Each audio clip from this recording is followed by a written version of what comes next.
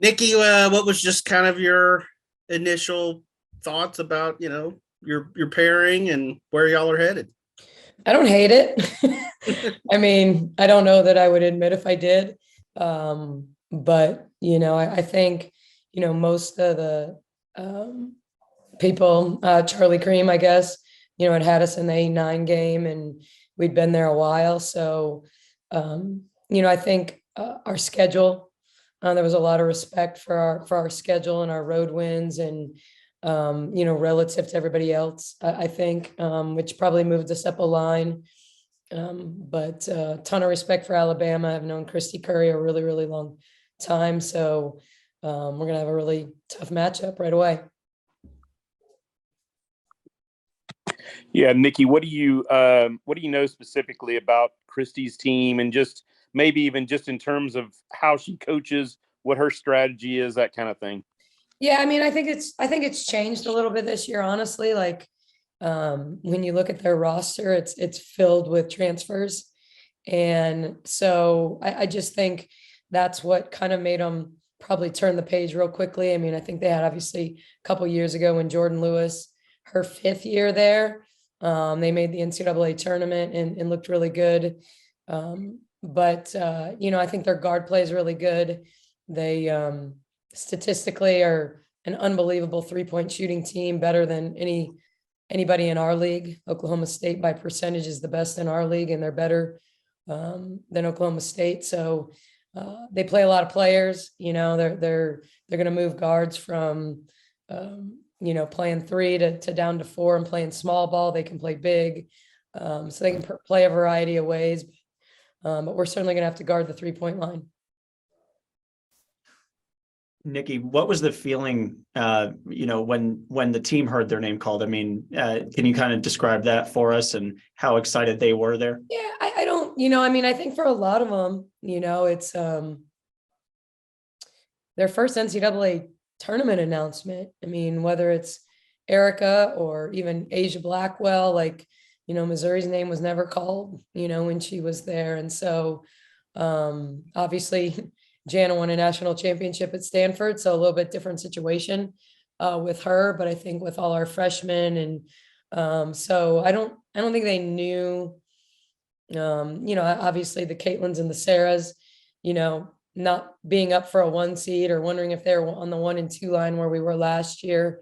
It's a little bit different, but I think you're still. I still think there's like a nervousness about, not that you're in, but like, where are we going? Who are we playing? What line are we going to be on? Obviously we knew a year ago we'd be at home. So just like a different kind of nervousness, but I think an excited nervousness. And then they were very quick to, like, they saw us up there and hit the road, so, I think it's you got to make the plan and keep it moving. But I think they were excited. I mean, I think that they probably had seen the same things I had seen, and we were in that 8-9 game and going to Indiana, or the 8-9 game and going to South Carolina. And so I would never be shocked if the committee somehow found a way to put us opposite of LSU. So, when kind of those things don't happen, you're just excited to get your matchup and start going to work. Nikki, with how the Big 12 tournament kind of shook out, how do you expect Caitlin and Jamie, who might be going through their last ride here, to motivate the team, or kind of maybe get on this team that it's now or never? I don't know that it's get on this team at this point. Like, if you're not motivated to practice and play this time of year, you're at the wrong place, period. I just think that, and I would say that probably everyone's perception would be different, like how many times they've been to the NCAA tournament, all of that. But I think when you come here, the expectation is to win, and certainly winning means NCAA tournament as well. And so, I think the best part about the NCAA tournament, especially when you talk about the Big 12, with a balanced schedule and playing everybody twice and then a third time, when you meet anybody in the tournament, is this idea of new life, new teams. Maybe they scout you a little bit differently. So I think you naturally engage. It's sometimes tougher to engage kids when you're playing a team for the third time and they think, well, I already know who Ashley Jones is. I know what she does. I know when she does it. Not that she didn't still put 30 on you, and so, but it's that idea. I think of new challenges, and I think from that perspective, I think everyone's going to be motivated. I don't think there's any question when you're a senior, whether you're a fourth or a fifth year senior, everything's the last time you get to do it, and whether it's the last time you play on your home court, the last time you play at a conference tournament, there's a lot of that last year. So we talk a lot about reminding our young players that, and I don't know if they ever really buy in, but that they'll blink and they'll be in their shoes, because it really does go by so quickly. But when you're a freshman, you don't really realize that. And everyone can say it to you and they won't realize it till they're really walking in those shoes and go, wow, they said it was a blink, and it is, so and obviously for most of them, it's going to be 4 years now because, we're past the COVID thing. So hopefully we're just motivated to play, period. Yeah, Coach, obviously not hosting this year, but going to UConn, which is a, incredibly historic place to play. And, it's going to be tough with a lot of their fans there. And obviously UConn, being there as well, being a 2 seed, but it seems like, cards are against you with Iowa State. I mean, it was all Cyclone fans in Kansas City. We know how good y'all have done on the road this year. So just continuing that approach, I think, in this tournament, just the road success that y'all had. Yeah, I mean, first of all, to me, the first game is neutral. And I will say this, having played at UConn multiple times as a coach, their fans love women's basketball. They over the years, it's funny, they're so used to beating up on teams at home that I've actually had them. I've played in games where they've cheered when the visiting team scored just to be nice, which, is easy to do when their team is up 30. But, I think for us, it's a neutral court. We certainly aren't taking Alabama for granted. They're really talented. They've had a great year. They were in games against South Carolina. They're not going to be afraid to play against Baylor. And so for us, it's about preparing to win that first game. That's the only thing we'll be focused on. And certainly I know that it'll be a great turnout and the UConn fans will support, and hopefully we can get to the point where we can talk about, that environment. But I think right now, being real honest, I don't want to give Alabama any bulletin board material. We know they're good, and we are not a team that rolls over anybody. So, we're going to go in there and quite frankly, look at it as, to play UConn, we're going to have to play well and survive. Nikki, I'm gonna interrupt the flow here real quick. I asked this to Scott, with Keontae and Dariana both winning freshman of the year. Just what does that say about the both programs and welcoming strong young prospects? I mean, I want to say sometimes recruiting is being good and being lucky a little bit. I mean, the fact that we were able to get in on Dariana and get a McDonald's All-American when, I was hired in May, and so many of the recruits have been recruited by these staffs for 2 and 3 years.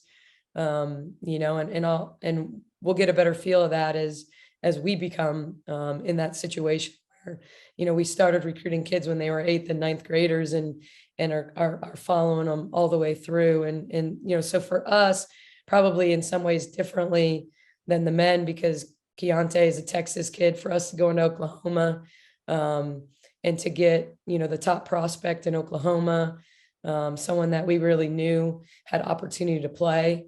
I think Tony had a relationship, because he was at Langston for years and years and is connected in Oklahoma. And I just think we worked really hard, and she was a kid that, quite frankly, wasn't into the relationship process that some kids are in early in their career. When you watch Dariana, she just likes to hoop. She's not a person that talks a lot. She's not a person, that posts a lot on social media. Like she's just a hooper. And so that was the advantage. I mean, the two kids we got that were rated really high, her and Bella. I mean, Bella was a kid that blew her knee out. And so was really high and recruited at a high level. And then it dropped off a little bit.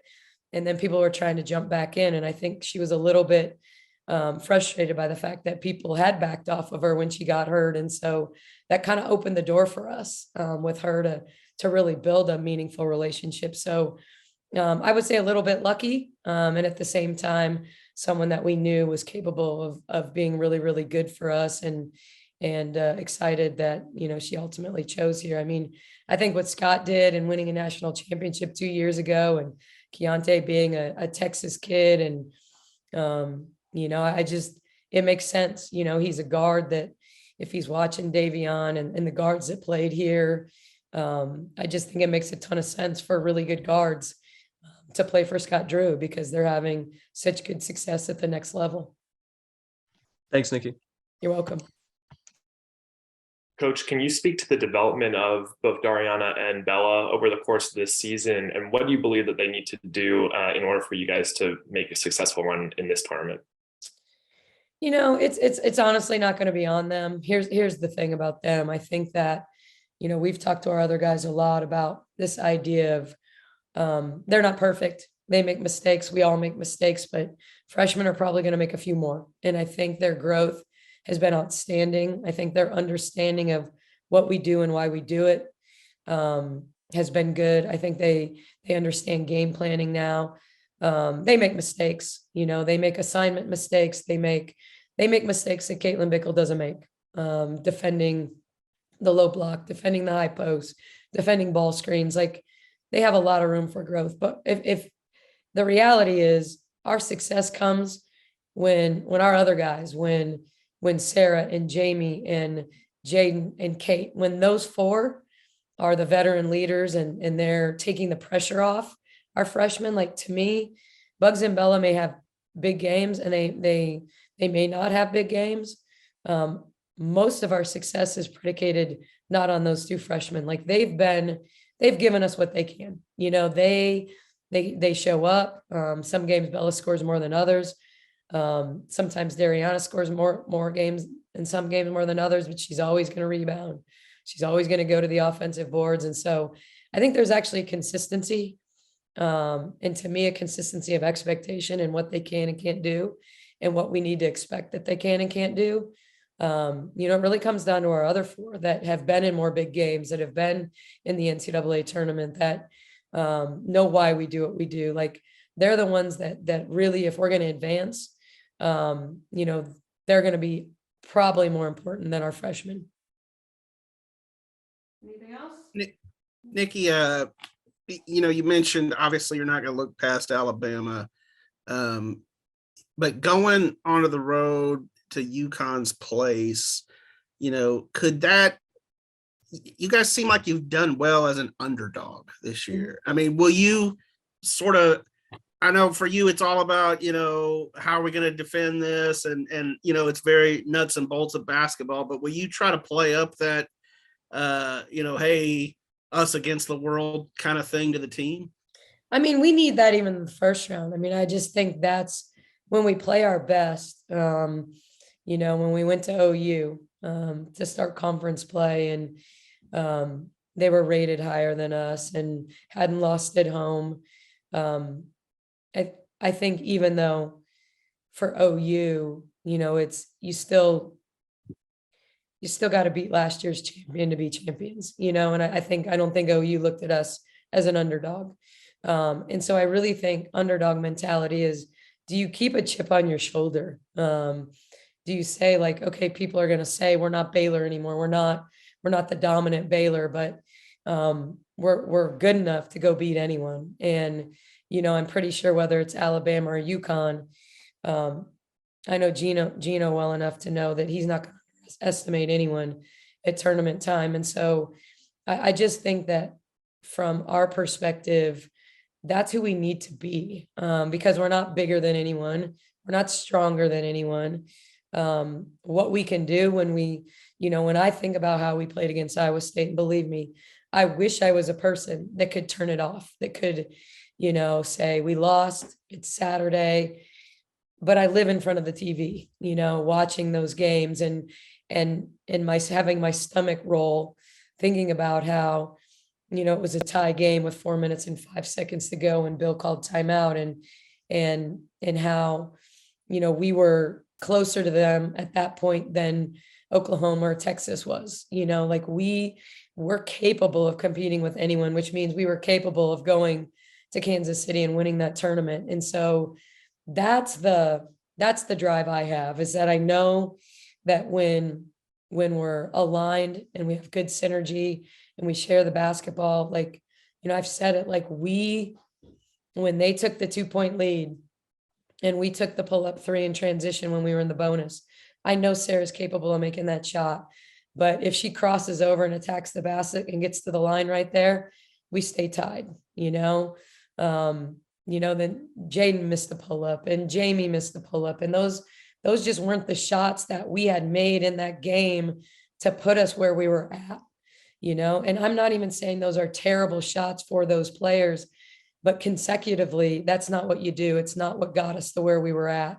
And I think that was kids trying to make big plays. I mean, confidently try to make big plays. And you don't, I'm not a big believer. Anyone that knows me knows that I just try not to beat kids down to the point where they're afraid to take big shots.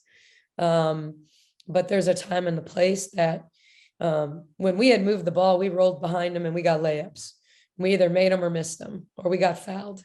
And, you got to be smart enough in those situations to get yourself to the foul line to, so I just think that was a veteran team doing what they do best when the game was on the line. And that was get a piece of the paint and then kick it out for open threes if they can't get a layup off. And so, I just think we should take confidence from all of those games that we've gone in and competed at a high level in this situation. And we just need to have pride. It comes down to that. It's the NCAA tournament. We got to rebound better. I mean, I'm sure, we're going to do as many rebounding drills as the guys do, because I don't even think, when you look back at our Iowa State games, the first 2, like that's not a team that just dominated us on the boards. There are certainly games that our size is going to be a limiting factor on the boards, and we're going to have to scrap and turn people over more to balance the possession game. And we did turn them over more than they turned us over, but not enough to make up for the rebounding. So, I think we got to rebound. Why do people pick Texas to advance in the NCAA tournament? Because defense travels, defense and rebounding travels. And so, we got to be focused on rebounding. We got to be focused on defending and, let the rest take care of itself.